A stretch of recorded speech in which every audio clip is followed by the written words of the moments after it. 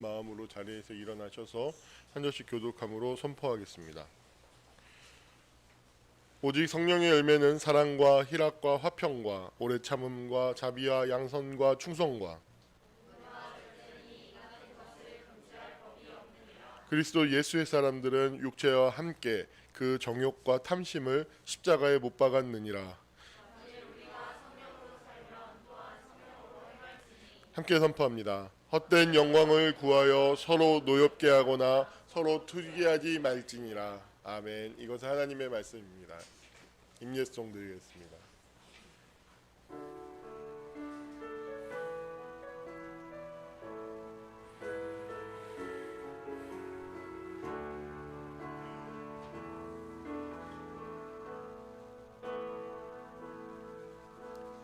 예수 우리 왕이여 이곳에 오셔서 보좌로 주여 임하사 찬양을 받아 주소서. 주님을 찬양하오니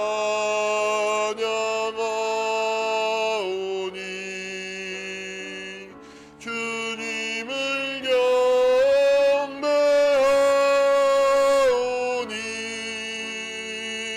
왕이신 예수여 오셔서 좌정하사 다스리소서.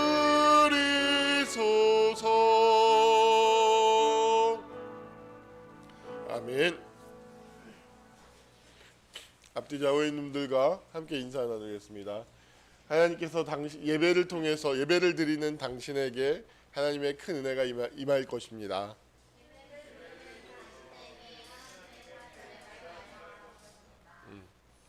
왜 영진이 안 오지? 영진이 자식 어제 혹시 자전거 타러 갔었어? 저 안 받아? 허허. 지난 시간에 이어서 열매 맺는 거 삶에 대해서 계속 나누겠습니다. 지난주는 서론이었죠. 오늘도 서론에서 얼마나 벗어날 수 있을까요? 본론으로도 들어가겠습니다. 그러니까 지난주에 말씀드렸던 것처럼 성경은 열매 맺는, 그러니까 원예, 농부 어떤 그런 비유로 가득해요. 심지어 아담도 가드너였어요. 가드너였고 정원에서 쫓겨나는 것이고, 그리고 요한계시록의 이야기도 그 열매 맺는 것들에 대한 비전으로 이어지고, 그러니까 어떤 그런 열매 맺는 삶에 대해서 성경은 끊임없이 이야기를 하고 있고, 그리고 심판이 뭐냐, 이렇게 열매 맺지 못하는 것에 대한 심판의 의미들, 무화과 나무의 저주, 예를 들어서 열매 맺지 못한 무화과 나무 찍어버린다. 근데 기다리자, 좀 더 기다리자 해가지고 그걸 유예하고 있는 상태 하는 열매에 대한 이야기들을 계속했어요. 근데 열매 맺는 삶이라고 하는 것은 결국엔 무엇이냐면 나무와 가지에 줄기에 붙어 있어야지, 그죠? 그리고 열매를 맺는 것인데, 이것은 전에도 자주 이야기하는 거지만 뭐뭐 안에 있음, 그러니까 그 사람이 어디 안에 있느냐가 중요한 거예요. 이것을 사회적인 용어로 얘기하면 소속감이죠. 소속감이라고도 할 수 있고, 그 사람이 예를 들어 조폭 안에 있다, 그럼 조폭의 열매를 맺는 거예요. 어떤 조직 안에 있다, 그럼 그 조직의 열매를 맺는 거예요. 거기서 적응한다면. 그래서 이 열매 맺는 삶이라고 하는 것은 뭐뭐 안에 있음, 뭐뭐 안에 존재함이기 때문에 그 결과로서 나타나는 것이 열매인 것이죠. 여러분, 그 인간에 대해서 바른 이해가 중요한데, 이 안에 있음이라는 것에 대해서 자세히 좀 들여다봐야 될 필요가 있습니다. 제가 자주 이야기하지만, 그러니까 인간은 정서, 지성, 의지, 정체성의 순서로 발달한다고 그랬어요. 그죠? 그리고 한번 발달하기 시작하면 그 상위의 단계는 하위의 단계를 포섭하고 있어요. 그 내용을. 그런데 하위의 내용은 시간적으로는 과거죠. 우리의 정서는 다 아주 어린 과거에서부터 형성이 되는 거예요.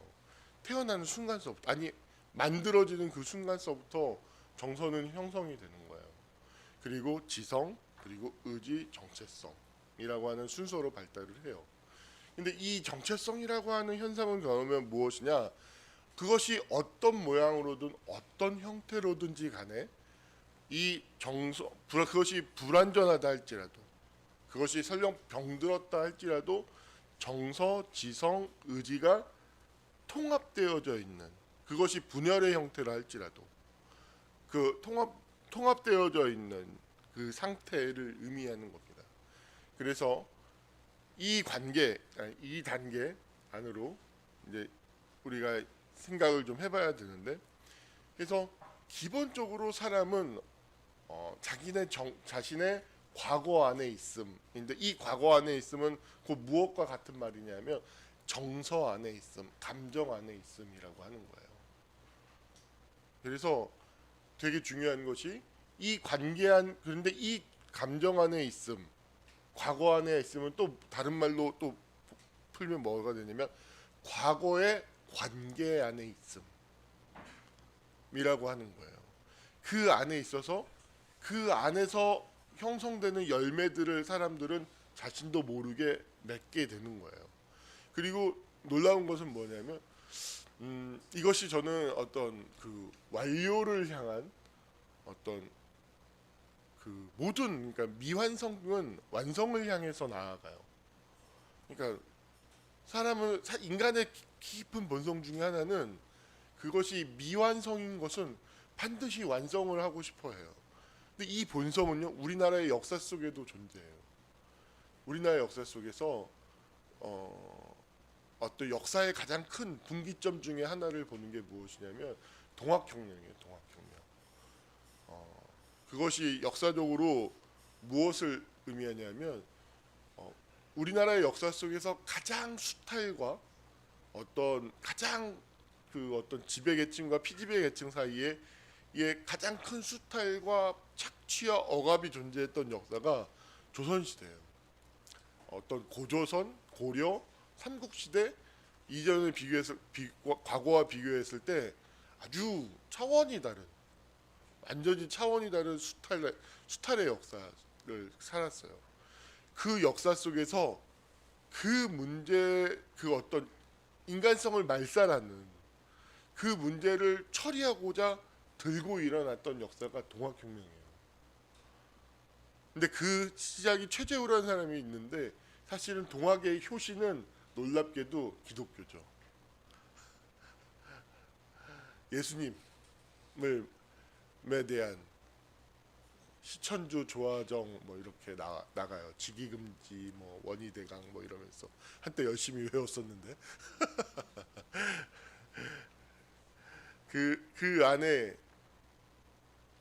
있어요. 아무튼 그 역사가, 근데 전봉준의 죽음, 그래서 어떤 민중들 사이에서 무슨 노래가 새야 새야 파랑새야 녹두밭에 앉지 마라, 그게 엄청나게 큰 서름이고 아픔이었던 거예요. 그것이 완료되지 않고 미완으로 끝나버리는. 그리고 그 이후의 모든 역사는요, 이 역사를 본 사람들, 이 역사를 경험한 사람들은 이것은 끝나는 게 아니라 역사 속에서 에너지의 형태로 남아요.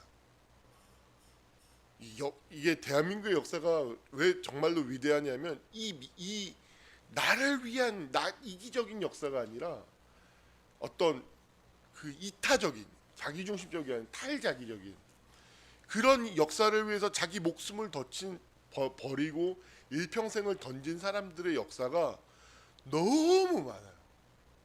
그 역사가. 그리고 그걸 딱 보잖아요. 인간은 영적인 존재여서, 영물이어서 그걸 딱 느끼면요, 사람이 변해요. 그걸 완료시키고자 하는 열망이 생겨요. 그 역사가 그 이후로 계속 이어지는 거예요. 우리나라가, 여러분 생각해 보십시오. 민주화를 이룬 나라가요 없어요. 대단한 겁니다. 정말로. 아무튼 이게 본질은 아닙니다. 미완된 건 완료하고 싶은 본성. 역사가 요게 핵심입니다. 너무 많이 나갔네요. 아무튼 역사도 그렇고요. 이건 나중에 다른 기회에 설명을 할게요. 이를테면 생각해 여기 한 마디만 더 합시다. 유시민 씨 같은 사람 서울대 경제학과 나왔죠. 굉장히 똑똑한 사람이에요. 물론 그 사람 자기 재능 가지고 잘 먹고 잘 살아요. 책 써가지고. 그렇지만 그거는 나이 먹어서 50대 이후의 이야기고 20, 30대 때는 감옥에 많이 가고 남들 돈 벌 때 그 사람은 가난했죠. 왜 그럴까요? 내가 서울대 나오고 내가 좋은 데 취직하고 내가 돈 많이 벌 수 있는데 그걸 보고 왜 감옥에 갈까요? 그 미완된 그 역사를 보고 그 영혼이 뒤집히는 거예요. 그런 사람들이 너무 많은 거예요. 여러분 아프리카가 왜 힘이 든 줄 아십니까? 그런 역사가 별로 없어요. 그런 사람도 별로 없고. 아무튼 오늘 이야기하고자 하는 핵심은 미완은 완료를 향하고 싶어한다. 그것이 역사 속에서 역사의 차원에서는 그렇게 나오고요. 근데 이것이 완료라는 개념 자체가 무엇이냐면 하나님이 존재한다라는 것을 전제하는 거예요. 그러니까 냉정하게 이야기해서 어떤 철학적인 인본주의적인 관점에서 보면요, 완료라는 것은 존재하지 않아요. 완성이라는 것 자체는 존재하지 않아요. 그래서 인본적인 관점은 되게 허무해요. 무슨 이야기인지 아시겠습니까? 예를 들어서 모든 사람이 인간은 존엄하고 평등한 거지 라는 것 자체가 이것은 형이상학적인 것이고 이것은 어떤 우리가 추구해야 될 이상이 될 수 없다라는 거예요. 그것은 어떤 형태로부터도 도출될 수 없는 결론이라는 거죠. 그 모든 인간이 평등하고 존엄하다 이 자체가 하나님의 존재를 전제하는 거예요. 이 자체가 완료를 한다는 거. 그러면 이 완료를 향해서 나가고자 하는 이 본성 자체가 인간의 마음속에서는 어떻게 될까요? 어떻게 적용이 되냐 하면 정서적인 것은 관계를 원해요. 쉽게 얘기하면 엄마를 원해요. 아빠를 원해요. 그러면 완료를 향하기 때문에 끊임없이 엄마를 원해요. 아빠를 원해요. 전달이 됐습니까? 근데 이 아빠를 엄마를 원함이 실패했어요. 여기서부터 문제가 시작되는 것이죠.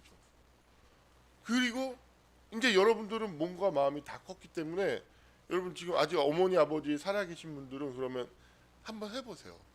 애기처럼 엄마 불안해 찌찌 해보세요. 어떤 사태가 벌어지나. 이게 미쳤구나.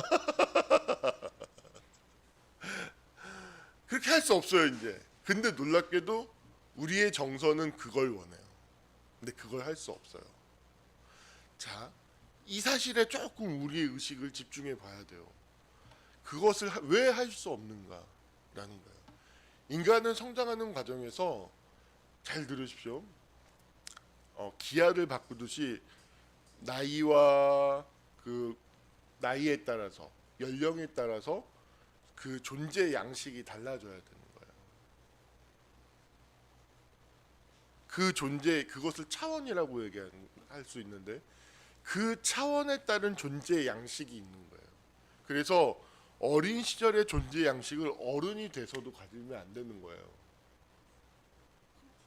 새로운 차원의 존재 양식이 있는 거예요. 자, 그러면 성인이 된 어떤 6세 이후서부터의 존재 양식을 보면 그것을 한마디로 얘기하면 홀로있음이에요. 홀로있음의 존재 양식.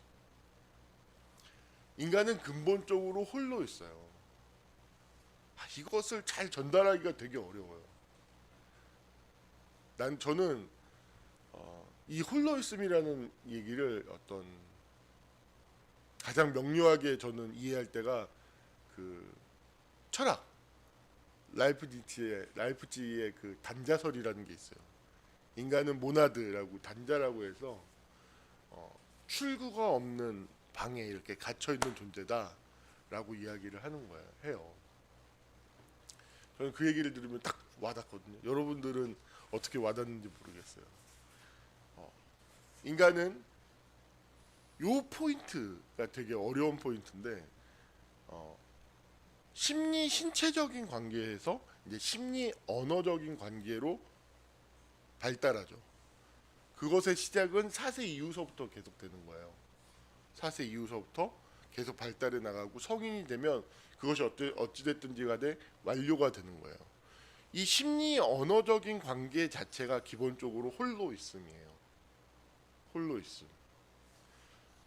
잘 보십시오. 제가 로보트 요새 우리 온유가 좋아하는 것이 미니특공대, 보고 다이노 뭐 이런 거예요. 그것이 로봇과 그 소년이 완전히 융합된 상태에 있어요. 하나예요. 융합적인 욕구인 거죠. 그 어떤 엄마와 내가 이렇게 정서적으로 하나인 것 같지만 이제는 그거로부터 분리돼서 철저히 홀로 있음을 경험해야 되는 거예요. 자, 이것이 전달됐다고 생각하고 이것을 전달하려면 저걸 들고 긴 얘기를 시작해야 돼요. 그렇게 할 수는 없고, 그러면 이제부터 새로운 차원의 함께함이 존재해야 되는 거죠. 새로운 차원의 함께함.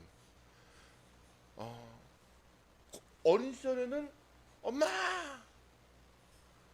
젖 먹고 엄마와의 스킨십, 아빠의 안아줌 그런 것을 통해서 그 정서적인 욕구들을 해결했어요.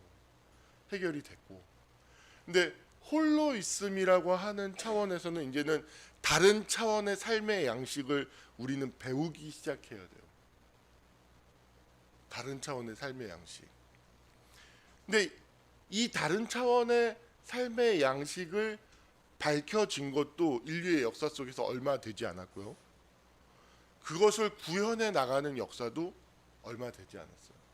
수천 년의 역사 속에서 그것을 알게 된 것도 구현해 나가는 역사도 몇십 년 되지 않았어요. 그만큼 되게 낯선 것이고 인류 역사 속에서 어떤 예를 찾아보기가 쉽지 않은 그런 거예요. 자, 그럼 생각해 봅시다. 자, 어제 이렇게 설교 준비도 하기 전에 머릿속에 명료하게 정리되어 있었는데 딱 얘기하려고 하니까 명료하지 않았구나, 이게 명료한 게 아니었구나 라는 것을 발견하게 되고 좀 당혹스러운데 명료했는데 나는 왜 이렇게 명료하지 않지? 자, 당황스럽습니다. 그래도 해야죠. 이걸 얘기해야지 이제 열매 맺는 것을 설명할 수, 이야기할 수 있는데 그 성령 안에서 신앙이. 자, 보십시오. 그래서 이 홀로 있음이라고 하는 것은 쉽게 얘기하면 센터가 형성되는 거예요. 센터, 중심이 형성되는 거예요. 그래서 중심이 형성되어서 이 감정과도 쉽게 얘기하면 분리가 되게 중요해요. 분리가 있기 때문에 홀로 있음이 있는 거예요. 이 근원적인 분리. 그러니까 내 정서하고도 나와 연결이 되어져 있지만 기본적으로 그 정서하고 나는 분리되어 있어요. 내 지성과도 분리되어져 있어요. 내 의지하고도 분리되어져 있어요. 이 분리되어 있음을 통해서 이것을 다른 말로 얘기하면 통제할 수 있어요. 책임을 질 수 있어요. 여러분, 어떤 범죄에서 심신미약이에요. 살인을 저지르고 성폭력을 범행하고 난 다음에 그것을 감형받기 위해서 변호인들이 정말 증명해내려고 하는 게 뭐냐면 심신미약이다라는 게, 이게 뭐냐면 이 사람은 어떤 감정과 분리될 수 없는 존재라는 거예요. 따라서 그 감정이 올라오면 동물처럼 인과응보의 지배를 당하기 때문에 도둑을 하든지 성폭력을 하든지 훔친다든지 죽인다든지 이걸 피할 수 없다. 그리고 이 사람의 책임은 어떤 이것은 우발적인 것이지 고의적이고 계획된 어떤 책임질 수 있는 것이 아니다. 고로 재판장님 감형해 주십시오. 이 사람은 지금 치료가 필요하고 그 어떤 격리가 필요한 것입니다라고 얘기를 하는 거예요. 그래서 이것이 인정되면 형벌이 검사가 구형한 형벌의 절반치기가 돼요. 거의 10년 받을 게 5년, 8년 받을 게 4년, 막 이런 식으로 나와요. 이 분리되어 있음, 이것을 다른 말로 홀로 있음이라고 하는 거예요. 사람들은 근데 이 분리되어 있음이라고 하는 이 존재 양식, 이 홀로 있음이라고 하는 이 존재 양식이 어린 시절에는 경험할 수 없었던 거예요. 그리고 이 분리되어 있음이라고 하는 이 사실이 엄청난 죽을 것 같은 부정적인 감정을 엄청나게 경험하게 해줘요. 그래서 이것을 견딜 수가 없어요. 대부분의 사람들은 이 분리되어 있음, 홀로 있음을 이라고 하는 이 새로운 차원의 존재 양식을 받아들이지 못해요. 적응하지 못해요. 전달이 됐나요? 그래서 기본적으로 이 분리되어 있음, 홀로 있음이라고 하는 이 차원의 삶을 받아들이지 못하게 되면 제가 늘 얘기하는 자유가 없는 죄송합니다. 자유가 없는 자연 안에 닫힌 체계의 폐쇄성, 인과응보에 갇힌 존재가 된다라는 거예요. 왜냐하면 이 사람은 기본적으로 분리되어져 있지 않기 때문에 그 상황을 통제하고 조절할 수 있는 그 인지와 의지가 존재하지 않기 때문에 이 사람은 무의식적으로 자기는 근본적으로 거짓된 상태에서 사는 거예요. 내가 자유가 있다고 생각하지만 실은 자유가 없는 거예요. 내가 삶을 통제할 수 있다고 생각하지만 실은 통제할 수 없는 자연의 지배를 받는 갇힌 닫힌 존재가 되는 거예요. 그래서 이때 이 사람이 그러면 오늘 말씀으로 적용하게 되면 이 사람은 그럼 삶 속에서 어떤 열매를 맺게 되죠. 뭐뭐 안에 있으니까. 그러면 예를 들어서 과거의 삶이 결핍으로 가득해요.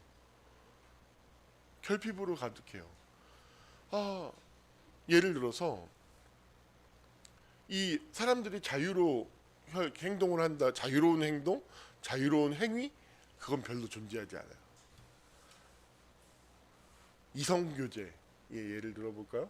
흔히 얘기하는 그것이 정말로 나로부터 말미암아서 저 사람을 사랑하는 것이 아니에요. 그것은 대부분 과거에 결핍되어져 있는 것을 채우기 위한. 근데 그 사실을 내가 몰라. 인지할 수 없어. 그래서 그 열매를 맺는 거야. 이 세상에 정말로 결혼은요 진짜 어려운 거예요. 결혼해서 같이 산다는 거.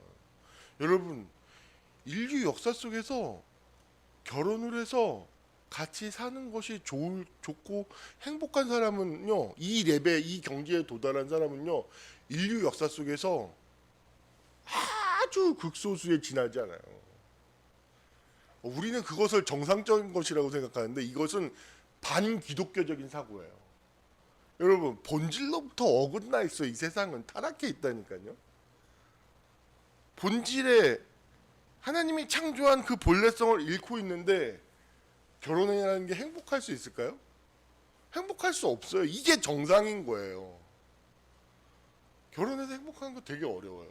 왜냐? 이게 정말로 인간의 성장과 똑같은데 연애한다라는 것은 융합이에요. 마치 연애는 되게 행복하게 하죠. 왜냐하면 그건 융합적인 거거든요. 3세, 4세 이전에 내가 내 안에 미완돼 있는 감정들이 있어요. 그럼 그것을 뿜뿌하면서 그 시기에 정말로 상대가 엄마가 되고 아빠가 되는 거야. 엄마가 되고 아빠가 되는 형태로 내 감정을 쏟아내면서 그 안에서 나 아픈 꿈 꿨어. 나 아파. 막 이러면서. 제가 요새 여름이한테 그래요. 나쁜 꿈 꿨어? 괴물 나타났어? 아빠가 다 잡아먹을게. 막 이러면서 하는 고로 태행해가지고 그 융합적인 감정을 쏟아낼 수 있는 아주 좋은 시기죠. 근데 이런 열애도 한 번이죠. 한두 번. 한계율용 체감의 법칙이 지배를 받아요. 한 번 하면 너무 좋죠. 두 번 또 이래요. 세 번 또 이러기 시작하면 스스로도 이상하게 생각해요. 이게 행복할 수 없어요. 융합적으로 했어요. 그러면 뭐 딱 결혼한다는 건 뭐냐면 마치 이제 성장하면서 융합적인 상태에서 홀로 있음, 분리되어 있음의 단계로 성장하는 것처럼 결혼해서 같이 사는 것은 이제 융합에서 연합, 홀로 있음, 언어를 매개로 해서 사회성, 공동체 감각을 안에서의 사는 같이 함께 사는 삶, 연합하는 삶으로 이행하는 거예요. 이걸 못 하는 거예요. 이걸. 내가 성장하면서 융합의 과정에서 홀로 있음과 분리라고 하는 이 과정으로 경험하는 그 과정에서 온갖 부정적인 것들을 긍정적으로 바꾸어 본 그 역사가 나에게 부재하거든요. 그래서 이성과 만나서 결혼하고 연애해서 행복해진다는 건 확률적으로 매우 어려운 거예요. 오늘날 이혼이 높은 건 제도가 발달하고 자본의 욕망에 의해서 어떤 이게 막 그렇기 때문이에요. 여러분 이걸 이 데이터를 잘못 해석하면 안 돼요. 여러분 50년대 40년대 이혼율 엄청 낮았죠. 그죠? 여자의 불행 지수를 따지면요. 그때가 훨씬 높아요. 훨씬. 죽지 못해서 결혼 생활하는 거예요. 죽지 못해서 저 인간이랑 사는 거고. 다 이렇게 사는 거예요. 이게 어려운 거예요. 자 보십시오. 그래서 인간은 기본적으로 뭐뭐 안에 있음이라고 하는 것이 그리고 뭐뭐 안에 있음으로 말미암아서 그것의 열매를 맺을 수밖에 없다라는 필연적인 존재라는 거예요. 필연적인. 이건 그럴 수 있고 그럴 수 없는 것이 아니라 인간은 이미 어떤 열매를 맺고 있어요. 내가 막 성인이 됐는데 불안해요. 이것은 내가 어디 안에 존재하고 있고 이 불안이라고 하는 증상은 내가 그 안에 있음으로 말미암아서 맺고 있는 열매라는 거예요. 내가 화가 나요. 화가 많아요. 그리고 이 화라는 것도 내가 이미 어디 안에 있고 그 안에 있음의 결과로서 나타나게 되는 열매라는 거예요. 그래서 이 성령의 열매를 맺어야 된다고 얘기하면서 이것을 윤리적으로 얘기하면 이것은 공허한 이야기가 돼버리는 거예요. 이 열매 맺음이라고 하는 이야기를 하려면 근원적으로 우리가 어디 안에 있음이라고 하는 것을 생각할 수 있어야 되고 성찰할 수 있어야 돼요. 내가 이 안에 있음. 그래서 그리스도 안에 있고 성령 안에 있어야만 우리가 성령의 열매를 맺을 수 있는 것이거든요. 그래서 이 안에 있음을 먼저 이야기하지 않을 수가 없어요. 자, 동의가 되시나요? 인간은 근본적으로 필연적으로 뭐뭐 안에 있을 수밖에 없는 운명을 가진 자라는 거. 뭐뭐 안에 있지 않을 수 있는 존재자는요, 이 세상에 단 한 명도 존재하지 않아요. 단 한 명도. 데리고 와 보세요. 어떤 놈이 그런가? 존재하지 않아요. 다 뭐뭐 안에 있어야 돼요. 자, 보십시다. 그러면 이것을 이 홀로 있음이라고 하는 이 존재 양식, 내가 분리되어 있음이라고 하는 이 존재 양식, 이것에 대해서 인간이 이해하기 시작한 것이 정말 얼마 되지 않아요. 얼마 되지 않아요. 그리고 이것이 적용되고 이것이 구현되고 있는 사회 공동체? 제가 생각할 땐 이것을 의식하면서 공동체와 개인이 역사가 시작된 건 모세동이 최초가 아닐까요? 이 싸늘함은 뭐죠? 이 냉랭함은 뭐죠? 이 냉수 갑자기 흐르는 그 냉소의 기류는 모세동이 최초일지도 몰라요. 저는 그렇게 생각하는데 이 홀로 있음. 그래서 보십시오. 우리가 예수 그리스도를 믿는 이 홀로 있음에서 지난 시간에 이 부분 언어의 기능이 매우 중요하다고 했죠. 그러니까 이 홀로 있음, 분리되어 있음에서 가장 중요한 것은 언어예요. 언어, 말. 그래서 어린 시절에는 가장 중요한 게 엄마의 정서적 자원이죠. 엄마의 정서적 자원, 제일 중요한 것. 아빠의 정서적 자원, 특히 이게 제일 중요한 것이었다면 분리되어서 홀로 있음이라고 하는 이 존재 양식은 이 차원에서 제일 중요한 건 이제 언어예요. 냉정하게 얘기해서 나와 함께하는 것은 언어밖에 없어요.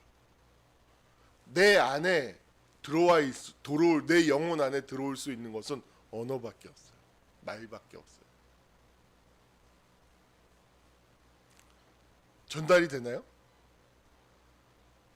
자 보십시오. 내 마음 안에 지금 있잖아요. 내 마음 안에 뭐가 있어요? 말하지 않는다고 생각해요. 언어를 오늘 하루 동안 말하지 말아야지. 내 마음 속에서도. 그럼 어떻게 살까요? 한번 실험해 보세요. 되게 힘들걸요? 불가능해요.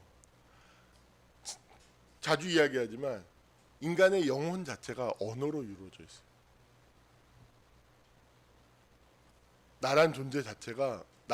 인간의 영혼 자체가 언어로 이루어져 있대요. 말이. 이 말. 그래서 근데 이 언어의 주된 기능이 무엇이냐? 이 언어가 가지고 있는 기능이 있어요. 이것을 우리는 이 언어라고 하는 것을 전에 이야기했던 것처럼 손 안에 있음, 도구적으로 이해하는 경향이 있어요. 왜냐하면 이것을 무의식적으로 그냥 사용하고 있는 거죠.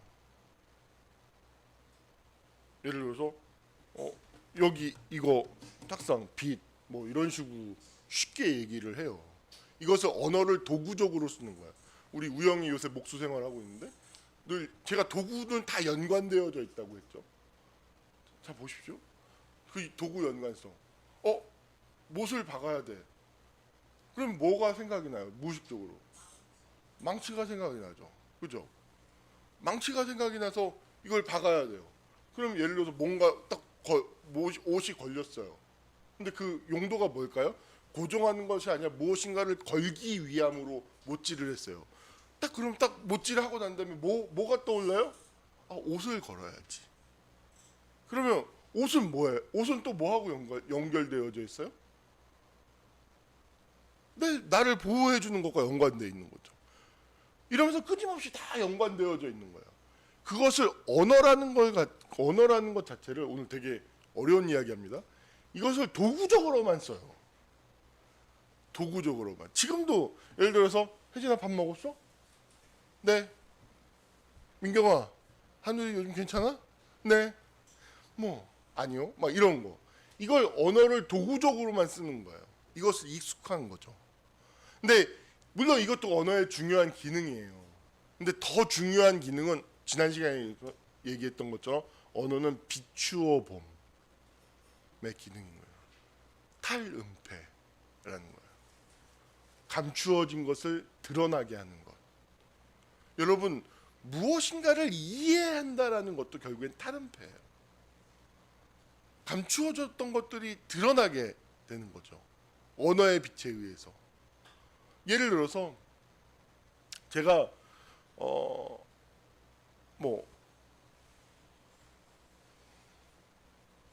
배고프죠.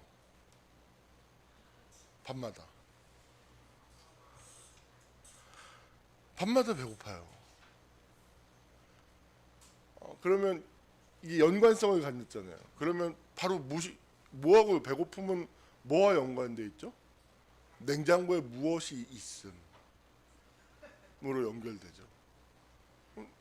냉장고를 딱 열어보죠. 냉장실에 뭐가 없어요. 그럼 바로 뭘로 연결될까요? 냉동실에는 무엇이 있을 것임. 그럼 냉동실을 열죠. 그러면 그 냉동실을 열면 우리 김한 집사님이 주신 빵이 사뿐히 저를 향해서 방긋이 웃고 있죠. 연관되어져 있어요. 근데 잘 보십시오. 이 행동 자체가 이미 내가 뭐뭐 안에 있음과 동시에 연관되어져 있음, 어떤 인과적으로 연관되어져 있음 안에서 어떤 행위가 일어나는 거예요. 잘 보십시오. 그런데 이것을 언어를 비추어서 탈은폐하는 것이죠. 그리고 그 과정이 되게 오랜 시간과 공부의 과정도 거치는데 이 공허함이라고 하는 것이 정말 배고픕니까? 이 공허함이라고 하는 것이 이 공복이라고 하나 죄송합니다. 공복이라고 하는 것이 진짜 배고픕니까? 생각해봐요. 그럼 놀랍게도요, 물 한 잔 먹으면 이 공복은 해결될 수 있는 그 정도의 것이. 근데 꼭 만두를 쪄먹고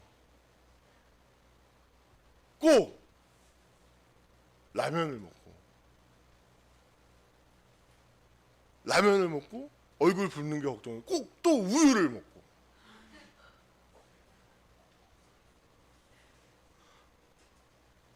이렇게 연관되어져 가요. 근데 보십시오. 이 자체가 이미 뭐뭐 안에 있음이라고 하는 것을 반증이라고 했죠. 근데 이때 언어를 가지고서 이것을 비추어 보는 거예요. 정말 그럴까? 이게 뭐가 되는 거예요? 비로소 그로부터 분리되어 있음이 시작되는 거예요. 분리되어 있음. 내가 이것에 대해서 더 이상 연관되어져 있지 않음이라는 것이 시작이 되는 거예요. 그리고 이 감정적인 저항은 뭐죠?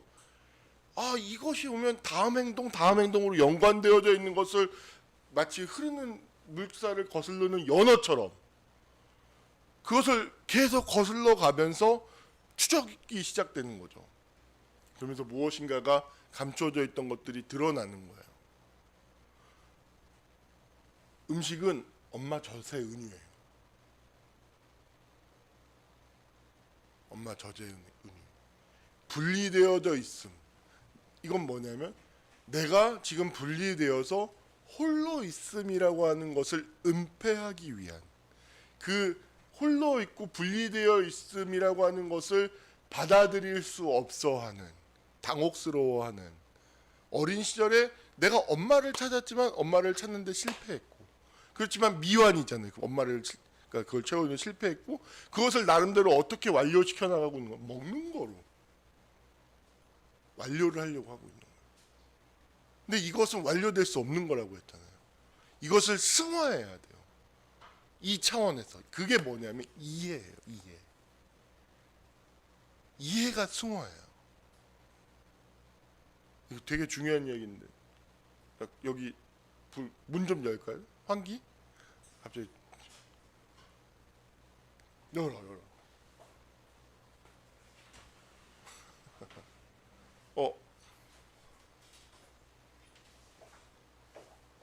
이 홀로 있음 속에서 이제 더 이상 어린 시절과 같은 방식으로 그 외로움을 처리하지 않고 홀로 있음, 불안해. 이 홀로 있음, 분리되어 있으면서 근본적으로 발생하는 정서가 뭐라고요? 불안.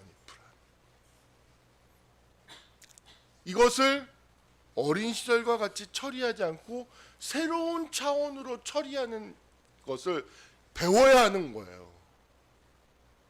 그게 뭐라고요? 이해. 우리 앞뒤 좌우에 있는 분들과 큰 소리로 이야기해 봅시다.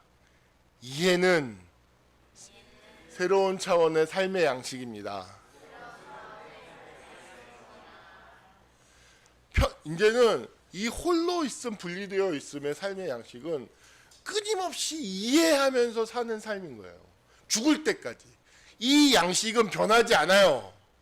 그냥 아무 이해 없이 생각 없이 사는 삶은 이제 살 수 없어요. 우리는 어른이 된 우리는 끊임없이 이해하면서 살아야 돼요. 이해하면서 살도록 하나님이 그렇게 세팅을 하셨어요. 이해하는 거예요. 이해. 자, 그럼 이 이해 차원에서 그러면 은폐하고 내가 외롭구나. 아, 내가 엄마를 찾고 있구나 하고 드러나게 되는 거죠. 그때 그 뭐죠? 자기 애도가 시작되죠. 슬픔. 근데 여러분 잘 보십시오. 아볼로는 심었고 뭐 그런데 자라게 하시는 이는 하나님이다라고 하잖아요. 맞아요.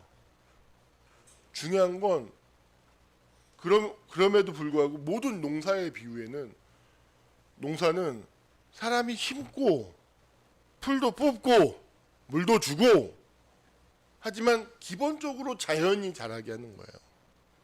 그런데 잘 보십시오. 인간과 자연이 동역을 하는 거예요. 인간과 자연이 동역을 하는 거예요. 자, 우리가 지금 무슨 이야기를 하고자 하냐면 우리 안에는 하나님이 지으신 본성이 있어요. 이것을 믿지 못해요. 이것을 우리가 믿으면 이해하잖아요. 우리 안에서 생성이 시작돼요. 생성이. 새로운 자람이 시작이 돼요. 그것은 즉각적으로 당장 일어나는 일이 아니죠. 이 생성이 시작된다고요. 근데 이것을 받아들이지 못해요. 왜? 인간은 끊임없이 즉각적인 만족을 원하기 때문에 기다리지 못해요. 자 그러면 이제 오늘 말씀 본론으로 들어있습니다. 오직 성령의 열매는이라고 이야기를 해요. 자, 성령의 열매는 뭐냐면 성령이 역사하시기 위한 조건이 있어요. 그게 뭐냐면 예수 그리스도를 믿는 거죠. 예수 그리스도를 믿을 때에만 우리가 성령의 열매를 맺을 수 있는 거예요. 자, 그럼 봅시다. 우리가 예수 그리스도를 믿는다는 건 도대체 뭐예요?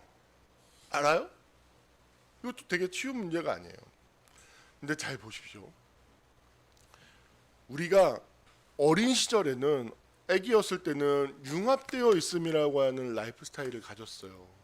근데 분리되어 홀로 있음이라고 하는 것에서 이 믿음은 융합의 차원이 아니라 내가 연합되어져 있음을 믿는 거예요. 이것을 완벽하게 제가 표현한다면 나는 홀로 있음으로 함께하고 함께함으로 홀로 있습니다. 이거예요. 이것이 삼위일체적인 하나님의 존재 양식이에요. 성부와 성자와 성령이 완전히 다 달라요. 개별성이에요. 홀로 있어요. 그렇지만 하나예요. 이 삼위일체적인 모형이 우리 인간의 내면 안에도 고스란히 반영이 되고 지정의가 다 달라요. 근데 하나예요. 통일되어져 있어요. 나와 너도 완전히 달라요. 홀로 있어요. 그렇지만 함께해요. 무슨 이야기인지 알겠습니까? 우리 공동체 핵심 비전, 제일 비전이 뭐예요? 개인이 되고 우리가 되는 거예요. 되게 중요한 거예요. 내가 예수 그리스도를 믿는다라는 것은 이것은 동시성을 갖는 표현이에요. 내가 완전하게 홀로 있으며 내 인생에 누구도 책임질 수 없는 책임이 나에게 있으며 동시에 하나님은 나와 함께 하신다라는 거예요. 이걸 믿는 거예요. 내가 그리스도와 연합되어져. 이걸 믿을 때 성령은 뭐냐? 생명의 영인데 이제 성령의 역사가 되게 중요해요. 예수님께서 내가 너희들하고 있는 것보다 내가 가서 성령이 너희에게 임하는 게 훨씬 더 좋은 일이다라는 거예요. 그게 왜 그러냐? 성령은 이 영은 우리와 함께 하실 수 있고 우리와 완전한 형태로 우리의 자유를 침범하지 않는 우리의 각자성, 개별성을 침범하지 않으면서도 우리를 도울 수 있고 우리와 함께 하실 수 있는 능력이 있으시거든요. 이게 성령과 함께하는 삶이에요. 근데 이것이 언제 가능하냐 얘기했지만 예수를 믿을 때. 이 뭐라고요? 내가 완전히 홀로 있지만 동시에 완전히 함께 있음을 믿습니다라는 그리스도와. 예수님의 이름이 임마누엘이라는 거예요. 우리와 함께 하시는다. 우리와 함께 하심. 제일 정말 중요한 거예요. 이 사실을 믿는 거예요. 이걸 믿는 거예요. 그랬을 때 성령이 우리 안에서 역사하기 시작하는 거예요. 우리가 이제 성령 안에 있음이 시작이 되는 거예요. 그리고 그 구체적인 증상으로서 증상처럼 나타나는 게 뭐예요? 사랑, 희락, 화평, 자비, 양선이라는 거예요. 자, 보십시오. 중요한 얘기합니다. 졸면 안 돼. 아니, 금요일 날은 퇴근하고 와서 피곤하니까 이해가 돼요. 오늘 왜 자? 이것이. 잘 봐. 자, 보십시오. 자, 기독교적인 인간 이해는 본질로부터 이탈하여 있음인 거예요. 그래서 흔한 말로 쓴뿌리에서 나오는 쓴 열매를 맺을 수밖에 없어요. 이것이 인간의 실존이에요. 본질로부터 이탈되어져 있어. 그래서 인간은 근본적으로 이 자연 안에 있음이라고 하는 것은 근본적으로 생존에 대한 두려움과 불안과 이 부정성이 엄청나게 크고 이 부정성 안에 존재할 수밖에 없도록 인간은 세팅되어져 있어요. 여러분들 우리 세라가 이게 어떤 부정성 이야기했는데 그것은 흔히 얘기하면 어떤 인간이 가지고 있는 동물성이에요. 동물성. 여러분 사자라고 부정적이지 않을까요? 여러분 아무리 사육사하고 친한 사자도요 배고플 때는 안 가요. 이 배고픔이 부정성이거든요. 부정성이 압도돼가지고 배는 게 없어요. 배고프면 다 물어 죽여요. 그리고 먹을 걸 배부르게 짠뜩 준 다음에야 비로소 이제 막 사랑스럽고 이런 교감이 가능한 거죠. 여러분 모든 피식자들 보십시오. 늘 불안해. 누가 있나 불안해. 자연 속에 존재하는 모든 동물은 다 부정성 안에 갇혀 있어요. 인간도 마찬가지예요. 하나님을 믿지 않는 인간은 근본적으로 부정적인 존재예요. 그것을 대표적으로 보여주는 것이 라멕의 이야기죠. 제가 얘기했잖아요. 성을 쌓고 뭐 만들고 엄청나게 중요한 인물이야. 정점에 있는데 내가 상함으로 사람을 죽였다. 이게 다 부정성의 지배를 받게 되어져 있는 거예요. 그래서 그 부정성의 지배를 받는 본질로부터 이탈되어져 있는 사람들은 긍정성의 열매를 맺을 수가 없어요. 부정적인 거예요. 부정적인 것들의 반작용인 거죠. 그런데 내가 예수 그리스도를 믿음으로 말미암아서 내 존재를 비로소 신뢰할 수 있게 되는 거예요. 내 존재를 신뢰하고 하나님을 신뢰하고 그리고 믿음으로 시작을 분리되어 홀로 있음 안에서 하나님을 믿고 그리고 내가 설령 실수하고 내가 잘못 나간다 할지라도 누가 날 지켜주고 날 교정해줘요? 성령께서 나를 보호하시고 인도하시고 성도의 견인 교리가 있어요. 성령의 견인, 성도의 견인이라는 이끌어가는 성령께서 나와 함께하기 때문에 이 신뢰에서 나오기 시작하는 게 뭐예요? 사랑, 희락, 화평, 자비, 양선, 온유, 자비 이런 이 긍정 정서가 비로소 삶 속에서 열매 맺을 수 있기 시작하는 거예요. 이 열매 이건 성품이죠. 그래서 우리가 예수 그리스도 안에 있은 성령 안에 있음을 경험하지 않고서는 이 오늘 이 말씀이 얘기하는 성령의 8가지 열매, 이 긍정 정서의 열매를 맺을 수가 없어요. 모든 인간은 다 부정적이에요. 하나님을 믿지 않는 모든 인간은 다 부정성의 지배를 받아요. 이해되셨습니까? 그래서 우리가 이제 시간이 많이 갔네요. 다음 이야기는 다음 시간에 또 해야 되나요? 이 홀로 분리되어 홀로 있음이고 요 얘기까지만 하고 마칠게요. 그러면 인간의 근본 조건인 인간은 근본적으로 과거 안에 있고, 그죠? 내 행동의 사고와 내 행위의 모든 게 내 정서가 내 사고를 만들어내는 조건이 되는 거예요. 그 조건에 영향을 받지 않을 수가 없는 거예요. 과거의 경험이 내가 어떤 행동의 조건이 되는 거예요. 이해되시나요? 그 조건 안에 갇혀 있어요. 근데 이거로부터 성령의 열매를 맺는 거, 이거로부터 초월해 가는 거예요. 이건 초월의 이야기인 거예요. 내가 사랑과 희락과 화평과 자비와 양성과 충성과 절제의 열매를 맺는다는 것은 내 과거로부터 나의 옛자로부터 내가 초월해 가는 것, 그것을 넘어서는 존재가 되는 이야기가 되는 거예요.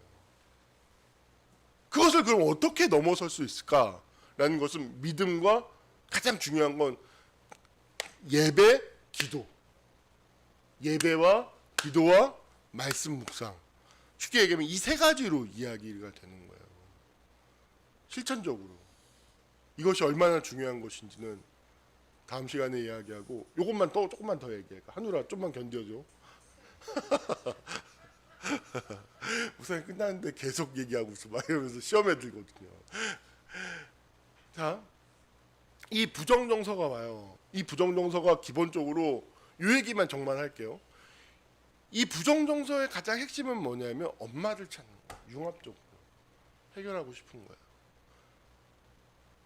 자, 이것을 새로운 차원의 삶에서 분리되어 홀로 있으면서 이것을 뭘로 해결하는 걸까요? 뭘로 새롭게 승화하는 걸까요? 믿음. 내가 홀로 있지만 내가 함께 있어. 그리고 이 홀로 있음을 믿는 거예요. 전달이 됐나요? 자, 모든 부정정서 뭐뭐 안에 있으면 뭘 지향한다고요? 엄마를 찾고 있어요. 엄마의 젖을 찾고. 이 엄마 젖에 다 은유예요. 그 엄마 젖의 대표적인 강력한 은유가 뭐죠? 핸드폰이죠. 핸드폰은 나의 목자시니 내게 부족함이 없습니다. 이 핸드폰이에요. 엄마 젖. 불안할 때 핸드폰을 딱 해요. 뭐든지 할 수 있어요. 장면 전환. 그토록 보던, 우리 어렸을 때 장면 전환 상상도 할 수 없어요. 그 톡톡톡 하면 찐 게임 내 앞에 대령. 게임 레벨업. 공허해. 배가 고픈데 장면 전환. 배민. 배달. 통닭. 찐 장면 전환. 오케이 완료되었습니다. 띵동. 배고프면 해결됐어. 이제 그럼 다음에 뭐 하죠? 공허한다는 사실 인식하지 못하지만 갑자기 뭔가 사고 싶어. 백화점 쇼핑 가방 핑핑핑 샀어. 오고 있어. 갑자기 공허해. 영화 장면 전환 영화 최신 영화 야한 것 수만 편이 막 배민을 보다가 뭐가 배달이 왔어. 오프라인을 즐겨야지. 찡착 정지해놓고 먹으면서 배경음악을 깔아줘.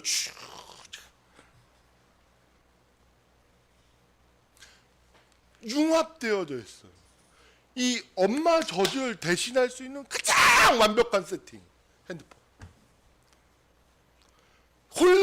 분리되어 홀로 있음을 절대 하지 않을 수 있는 삶의 양식이 완벽하게 세팅이 된 거예요. 이건 인류의 역사 속에 굉장히 중요한 문명의 도전이에요. 인간이 과연 계속 발달해 갈 것인가, 성장할 것인가. 이것을 완벽하게 퇴행할 수 있는 조건인 도구가 인간에게 주어졌는데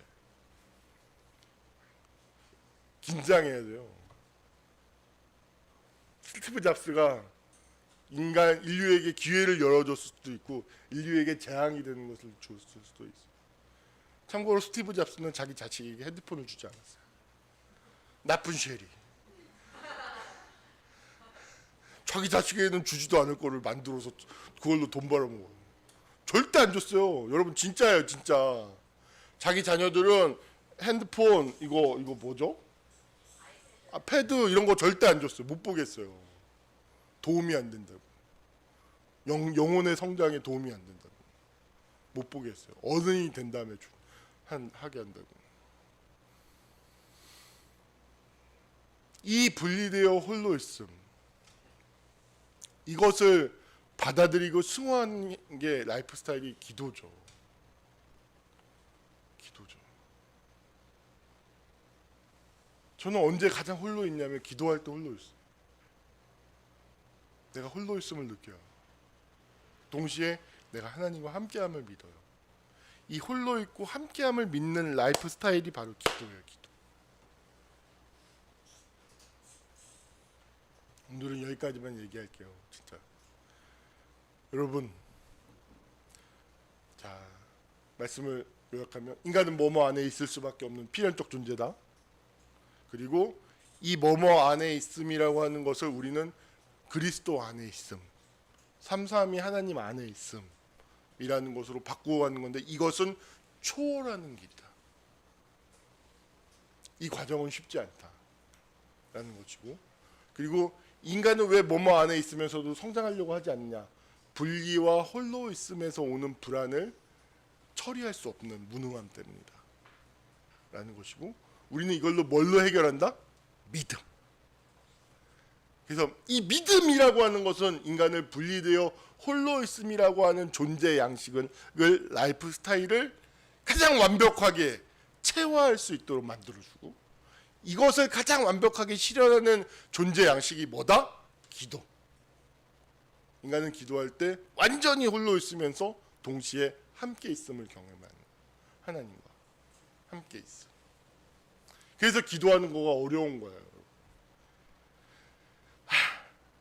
다음 시간에 한 번 더 나가겠습니다. 그래서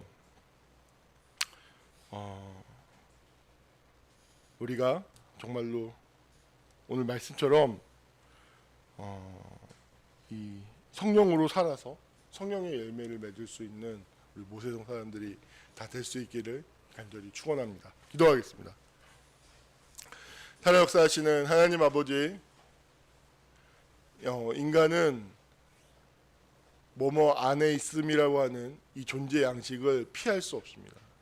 역사 안에 있고, 내 과거 안에 있고, 감정 안에 있고, 주님, 그리고 뭐 어디에 안에 있느냐에 따라서 그 속에 속한 존재자로서 합당한 열매를 맺으면서 살아갑니다. 하나님은 우리에게 그리스도 안에 있으므로, 성삼위 하나님 안에 있으므로 성령의 열매를 맺어가기를 원하십니다. 이 성령의 열매를 맺어가는 삶은 초월하는, 넘어서는 삶입니다. 주님, 우리가 우리 자신을 넘어서가는, 우리의 과거를 초월하여서 성령의 열매를 맺어가는 하나님의 사람들이, 모세동 사람들이 다 될 수 있도록 주님 축복하여 주시옵소서. 이 모든 것을 우리를 죄에서 구원하신 예수님의 이름 받들어 기도하옵나이다. 아멘.